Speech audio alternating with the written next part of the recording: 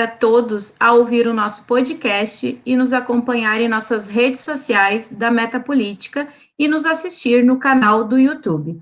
Hoje, o nosso assunto é sobre a reforma administrativa e nós temos como convidada a Ana Luísa Matos de Oliveira, coordenadora da Secretaria Executiva da Frente Parlamentar Mista em Defesa do Serviço Público. Seja bem-vinda, Ana Luísa. Obrigada, Andréia, obrigada pelo convite, obrigada a toda a equipe da Metapolítica também. Nós que agradecemos em nome de toda a equipe. Bom, está em curso a reforma administrativa, orientada pela redução do tamanho e do papel do Estado na economia e na compressão do gasto público. A proposta de emenda à Constituição PEC 32/20 do Poder Executivo altera dispositivos sobre servidores e empregados públicos e modifica a organização da administração pública direta e indireta de qualquer dos poderes da União, dos estados, do Distrito Federal e dos municípios. A ideia é dar início à ampla reforma administrativa com efeitos no futuro. Chamada pelo governo de PEC da nova administração pública, a proposta altera 27 trechos da Constituição e introduz 87 novos, sendo 4 artigos inteiros. As principais medidas tratam da contratação, da remuneração e do desligamento de pessoal. Ana Luísa, para começarmos, a máquina pública brasileira está inchada e, de fato, nosso Estado é ineficiente? André, essa é uma pergunta excelente para a gente começar. Eu acho que a gente precisa colocar isso em um contexto. E qual é o contexto? O contexto que o Brasil tem uma Constituição, a Constituição Federal de 1988, que ela previu uma série de direitos e o acesso aos direitos sociais. Inclusive, foi a primeira Constituição da história do Brasil que vê a educação como um direito social, como um direito da população. Então, ela é uma Constituição que é chamada de Constituição Cidadã. Então, ela garante que a educação, a saúde, a moradia e uma série de direitos sociais sejam enxergados como direito da população. Por quê? Quando o Constituinte foi fazer a Constituição de 88, pensou-se em corrigir todas as demandas sociais que a gente teve durante todos os 500 anos de história do Brasil e que se agravaram durante o período da ditadura. Então, tentou-se fazer uma Constituição que garantisse que esse Estado fosse forte e conseguisse dar conta desses desafios históricos que a gente tem no Brasil de vulnerabilidade, de desigualdades, etc. Então, a gente precisa partir desse ponto, que a nossa Constituição, ela prevê um Estado forte para atuar na redução dessas desigualdades, dessas vulnerabilidades e para garantir o acesso aos direitos sociais. Então, a nossa Constituição, a nossa Carta Magna, é isso que manda no Brasil, né? Para onde a gente deve olhar, onde a gente deve se espelhar. Então, essa é a primeira questão, né? A gente precisa colocar em perspectiva de que essa foi a escolha da sociedade brasileira lá em 1988. Então, a partir disso, a gente precisa olhar, olha, se a gente quer chegar nesse Estado que permite que todo mundo tenha um acesso igual, igualitário, à saúde, à educação, à moradia, a transporte, a todos os direitos sociais, à previdência social, à assistência social, a gente precisa falar para isso, qual Estado a gente precisa, qual política pública a gente precisa, qual serviço público a gente precisa. Então, é a partir daí que a gente precisa analisar isso, se há um inchaço ou não, né? Eu acho que toda a sociedade brasileira vai concordar que a gente ainda não chegou nos patamares de desenvolvimento, quando a gente olha para essa questão dos direitos sociais, que a gente gostaria de estar, né? A gente ainda tem muito a avançar na saúde pública, na educação pública, né, nos serviços sociais como um todo. Então, se a gente ainda tem o que avançar, a gente não pode falar que a gente já tem demais, né, que a gente já tem serviço público demais, que a gente já tem a máquina inchada. E, na verdade, quando a gente compara os dados do Brasil com outros países do mundo, a gente percebe que a gente, de fato, não tem um excesso de servidores públicos. Isso, inclusive, até pessoas que defendem a reforma administrativa, elas reconhecem que nós não temos um excesso de servidores públicos no Brasil, porque, na verdade, o percentual de empregos que a gente tem no serviço público aqui no Brasil é muito menor do que em outros lugares do mundo, do que outros lugares, por exemplo, da OCDE, que é o Clube dos Países Ricos, né? Então, aqui no Brasil, a gente tem um percentual muito baixo de trabalhadores no nosso mercado de trabalho que estão no serviço público. Então, a gente não pode falar de um inchaço nesse sentido, né? E a gente também não pode falar de um inchaço no sentido da quantidade daquilo que a gente gasta em relação às despesas do Estado brasileiro como um todo, aquilo que a gente gasta com servidores em relação às despesas dos servidores do Estado como um todo. O Brasil está muito abaixo da média também dos países da OCDE, nessa fração aí do que o Brasil gasta com o salário de servidores em relação à despesa total. Então, a gente tem diversas questões que a gente pode colocar, né, para mostrar que a gente não tem um Estado inchado, um excesso de gasto com servidores públicos, que, na verdade, a gente ainda precisa avançar mais, investir mais no serviço público para que a gente possa chegar a um nível interessante, um nível desejável de desenvolvimento social, né? Então, essa retórica que a gente escuta o tempo todo, de que o Brasil está quebrado, que a máquina pública está inchada, ela não se sustenta, né? Na verdade, a gente já está vendo nos últimos anos uma redução do gasto com o pessoal, né, do gasto com servidores. Então, a gente não pode falar nem que esse gasto é exorbitante e nem que ele é explosivo, porque ele está controlado. Na verdade, a gente está tendo uma redução nos últimos anos. E, Ana Luísa, qual é a abrangência de cargos nesta reforma e quais cargos especificamente não serão atingidos? Ela é extremamente ampla, ela muda uma quantidade enorme de artigos da nossa Constituição, de incisos, de alíneas, né? Então, ela modifica muito profundamente a nossa Constituição. Então, em alguns pontos da reforma, ela vai tratar dos servidores como um todo. Em alguns pontos, ela vai tratar de carreiras específicas, de áreas específicas, né? Então, tem algumas regras, isso que é um pouco confuso de entender e de explicar sobre a reforma, né? Porque tem algumas regras que vão valer para todo mundo e tem algumas regras que vão valer só para algumas categorias. Uma questão importante da gente falar é, por exemplo, a questão da estabilidade, né? A estabilidade, ela só vai continuar de certa forma, como a gente tem hoje a estabilidade, né, no serviço público, para as carreiras chamadas típicas de Estado. Ou seja, a partir da reforma, se a reforma for aprovada, são criadas 5 categorias, né, que são as categorias dos servidores, né, que seriam o vínculo de experiência, que eu vou explicar um pouquinho o que é, os cargos típicos de Estado, os cargos por tempo indeterminado, os cargos por tempo determinado, que seriam os temporários, e os cargos de liderança e assessoramento. Então, a reforma cria esses 5 tipos de cargos, né? Pela reforma, só teria estabilidade os servidores dos cargos típicos de Estado.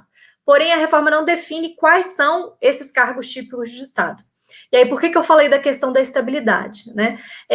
Esses cargos típicos de Estado, eles vão manter estabilidade, porém, essa estabilidade, ela fica relativizada em relação ao que a gente já tem hoje, né?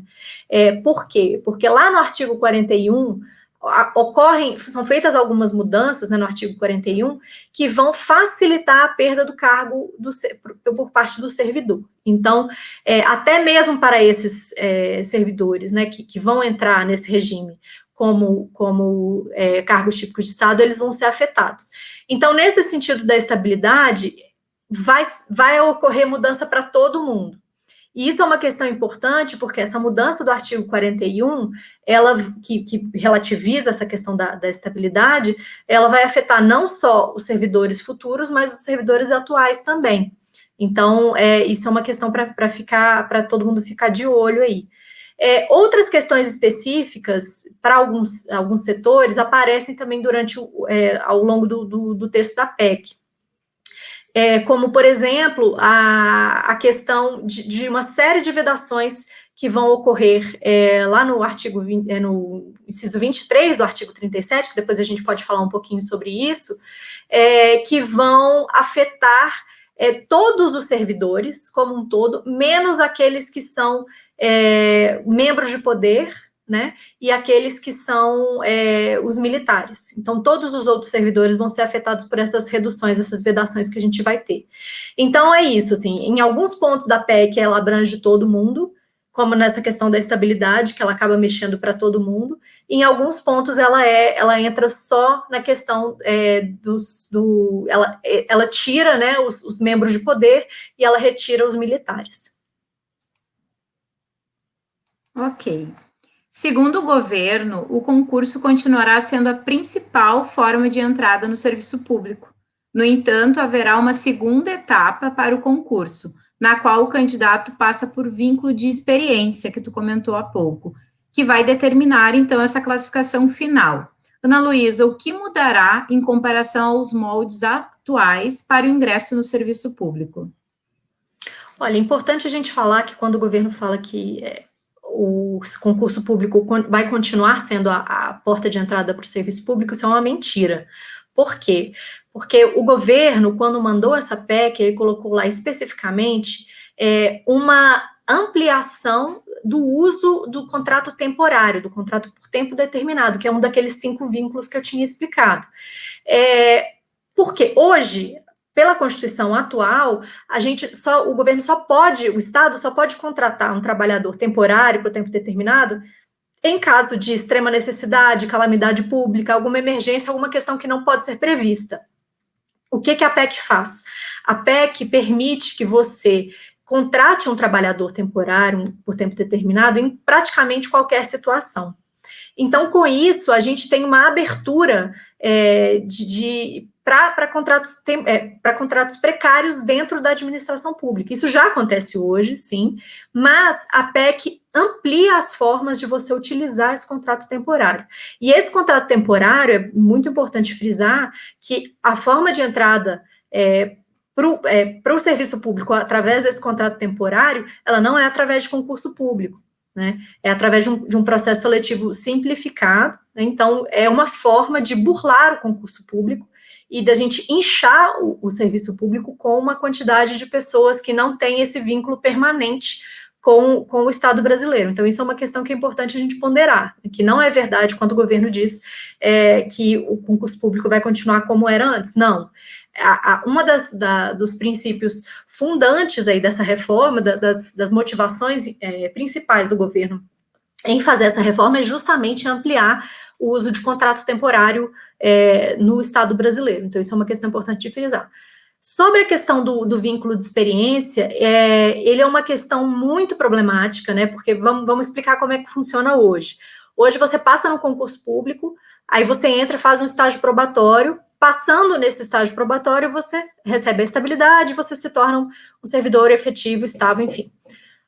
Qual que é a ideia do vínculo de experiência? A ideia do vínculo de experiência por exemplo, você tem 10 vagas, você seleciona por concurso 20 pessoas, e aí você coloca essas 20 pessoas para dentro do Estado, né, como servidores nesse vínculo de experiência. Durante 1 ano, 2 anos daquele período de experiência, daquele vínculo de experiência, essas pessoas vão ser avaliadas, e aí, ao final, você seleciona 10 pessoas, né? Então, dando um exemplo aqui hipotético. Você tem diversas questões aí que são fundamentais, que não foram pensadas pelo governo. Primeiro, se um delegado vai poder fazer um período de experiência, ele vai ter acesso a todos os processos, a todas as investigações, tem uma questão de segurança aí muito importante. Tem uma questão de segurança do próprio trabalhador. Tem uma questão também, imagina como que vai ser o ambiente ali de trabalho, em que você entra com um colega, mas você está competindo com ele por uma vaga no serviço público, né, que teoricamente dura a vida inteira. Imagina a puxação de tapete, a competição, né, o clima ali, como é que vai ficar horrível, não só para esses que estão no vínculo de experiência, mas para os servidores como um todo, né, que vão estar participando ali daquela confusão, daquela situação chata. E outra questão, se uma pessoa foi mandada para um setor no vínculo de experiência e a outra pessoa foi mandada para outro setor, como que você vai avaliar essas pessoas para ver quem foi melhor, se elas estão exercendo, de repente, cargos diferentes, enfim, estão fazendo funções diferentes? Como que você vai avaliar isso? Como que você vai garantir que essa avaliação que vai ocorrer durante esse período de experiência, ela vai ser mais justa do que a gente tem no concurso hoje? Eu tenho minhas críticas ao concurso público hoje, por entender que ele é, de alguma forma, vamos dizer assim, elitista, né? Porque para passar em diversos concursos públicos hoje, as pessoas precisam se dedicar muito ao estudo e às vezes só uma pessoa que tem condição, vem de uma família com condição, consegue fazer isso. Mas, enfim, eu não acho que você substituir isso pelo vínculo de experiência vai resolver esse problema, né, nesse sentido. Então, o vínculo de experiência, ele traz uma série de problemas para o Estado brasileiro, né, e o governo, de fato, não pensou a fundo nos impactos que esse vínculo de experiência iriam ter no Estado brasileiro. Um dos pilares da proposta da reforma administrativa defendida pelo governo é a flexibilização da estabilidade, que é um ponto delicado. A estabilidade será restrita a que tipo de servidores e quais serão os principais impactos com essa flexibilização? Pois é, Andréia, lá, como eu tinha comentado, o artigo 41, ele está sendo bastante alterado pela proposta de reforma, né, do governo. Hoje, lá no artigo 41 da Constituição atual, né, da Constituição de 88, a gente lê lá, são estáveis após 3 anos de efetivo exercício, servidores nomeados para cargo de provimento efetivo em virtude de concurso público. Esse é o texto que está lá hoje na Constituição. O texto da PEC, ele diz o seguinte, artigo 41, adquire estabilidade o servidor que, após o término do vínculo de experiência, permanecer por 1 ano em efetivo exercício em cargo típico de Estado com desempenho satisfatório na forma da lei. Então, o que a PEC faz? Primeiro, ela garante estabilidade somente para os servidores em cargos típicos de Estado. Qual é o problema? O problema é que não há uma definição de quais são esses cargos típicos de Estado. A gente escuta a todo momento o relator da PEC, né, o deputado Darcy de Matos, falar que o cargo típico de Estado é só aquele que tem poder de polícia, né? Mas isso não está definido em lugar nenhum. Então, inclusive nesse momento de pandemia que a gente está passando, que a gente está vendo a importância do SUS, a importância da educação pública, a gente pode questionar, poxa, tem algo mais de Estado do que a saúde, do que a educação, né? Então, isso é uma questão a se considerar. Mas, voltando aqui, a gente não tem uma definição na PEC do que é cargo típico de Estado. Essa definição de quais cargos, então, vão ter estabilidade, elas ficariam para o segundo momento, para uma segunda rodada aí de definição desses cargos.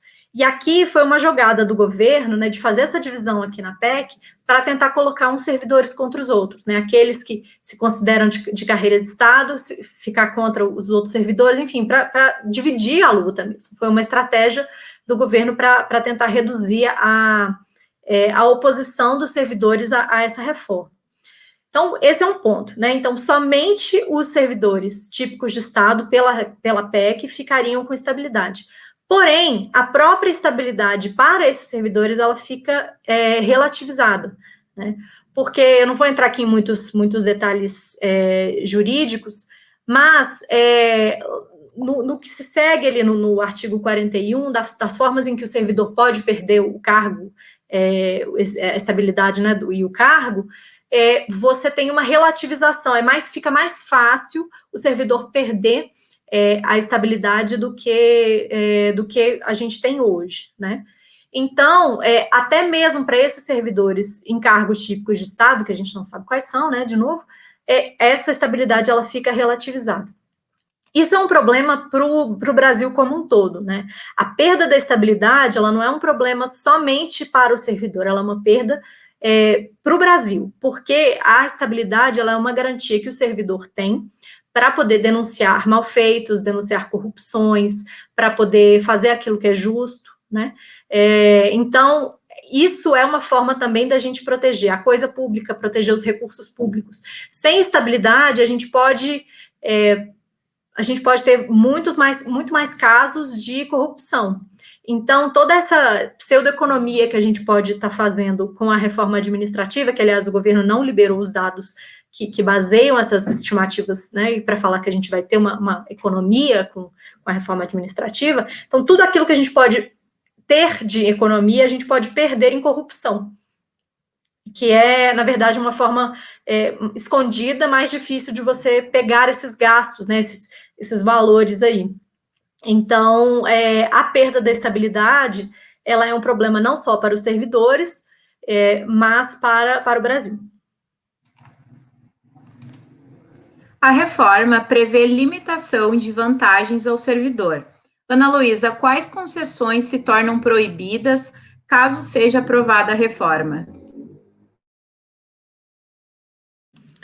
Bom, existem alguns direitos, eu prefiro falar direitos do que concessões, né? Existem alguns direitos que vão ficar vedados para os servidores. E tem algumas coisas aí muito importantes da gente comentar. Por exemplo, vão ficar vedadas para os servidores futuros, e em alguns casos para os servidores atuais, eu vou explicar depois por que em alguns casos para os servidores atuais, algumas questões, né? Então, vão ficar vedadas para todos os servidores, menos membros de poder e militares, você ter férias de mais de 30 dias por ano.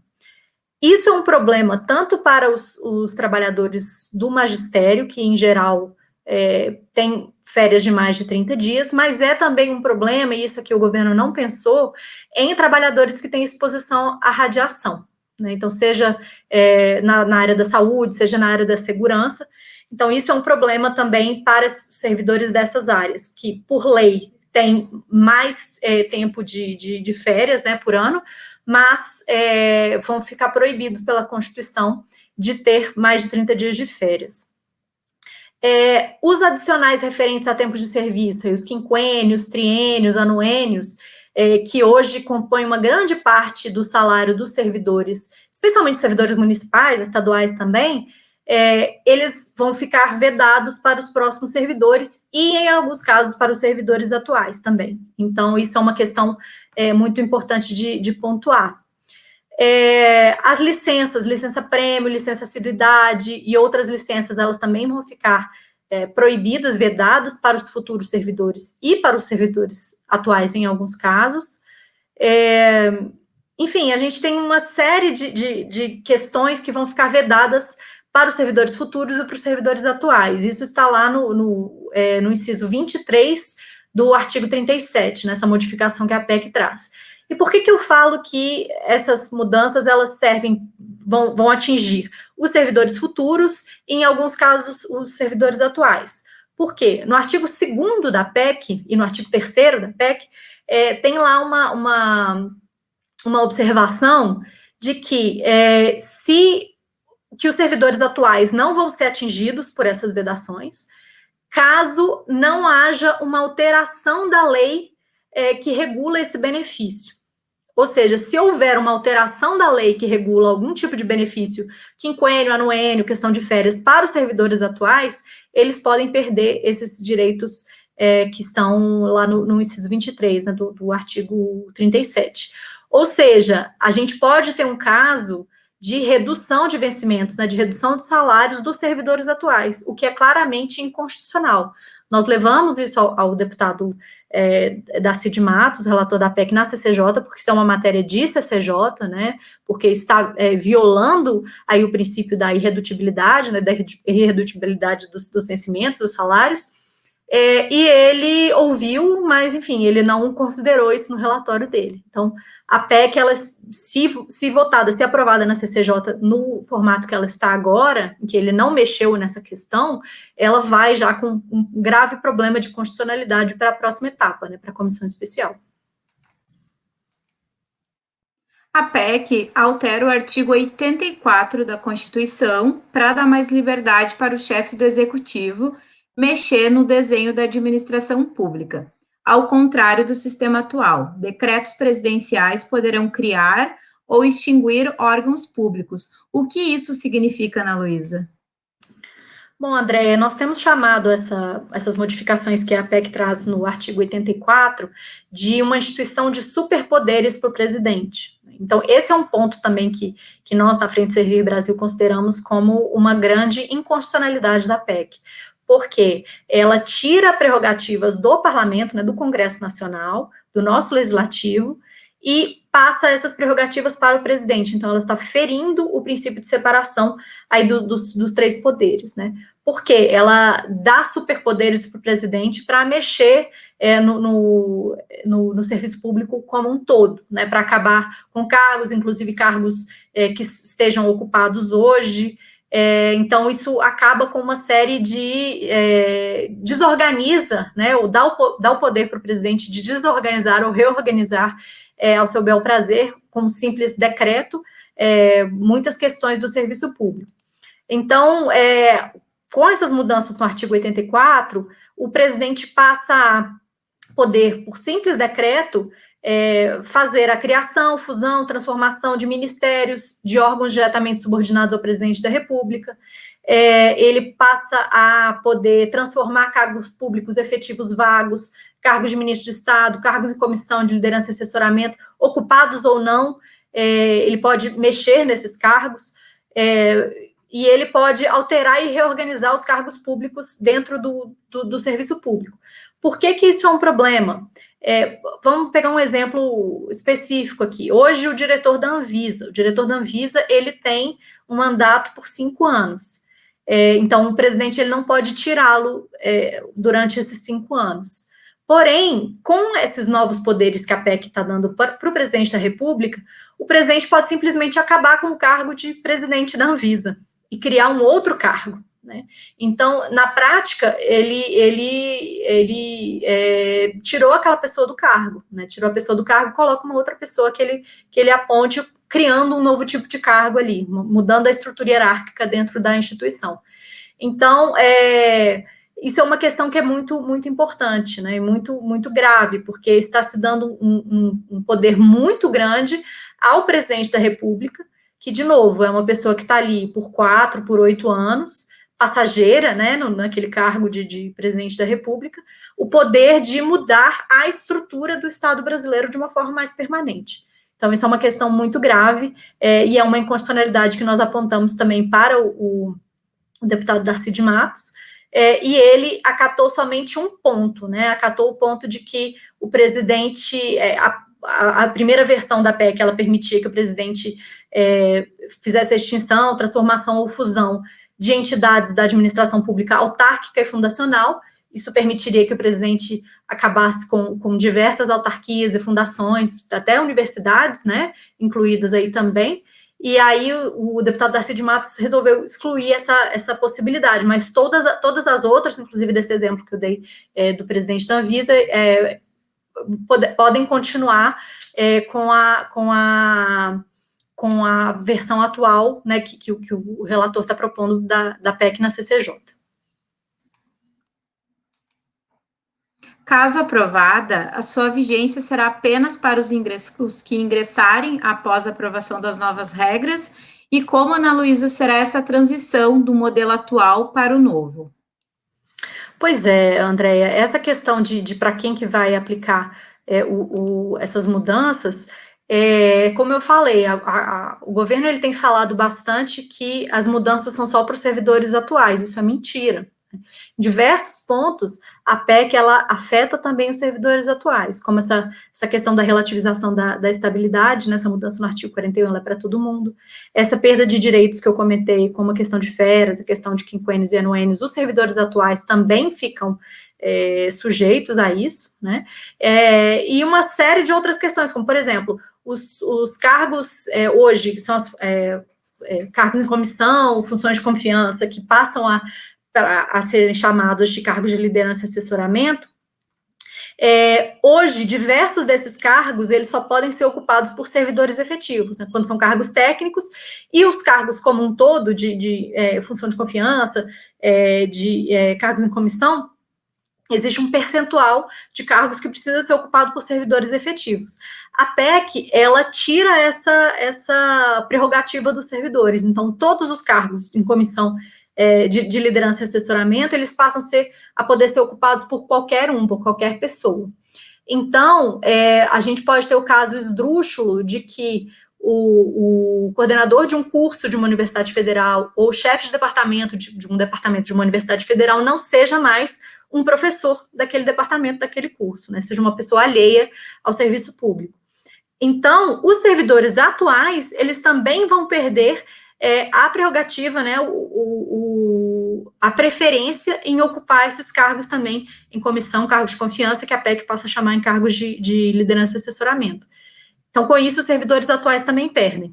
Então, são diversos os pontos que a gente pode falar que é mentira que os servidores atuais não vão ser afetados, né? Os servidores atuais vão ser afetados, sim. Mas, é claro, esses 5 novos vínculos aí que vão ser criados com a reforma administrativa, caso ela seja aprovada, esses 5 vínculos só valeriam para os futuros servidores, né? Aqueles que tomarem posse depois da aprovação, né, da reforma, né, se ela for aprovada. Mas todas essas outras questões que eu falei, elas também podem afetar os servidores atuais. Ana Luísa, para finalizarmos, nos fale sobre a importância do servidor público para a sociedade brasileira. Olha, André, a sociedade brasileira é uma sociedade altamente desigual, a gente tem diversas vulnerabilidades sociais aí que a nossa população enfrenta, e por isso o serviço público é muito importante para dar acesso aos direitos sociais àquelas pessoas que não têm condição, que não têm renda suficiente para pagar por isso no mercado, né?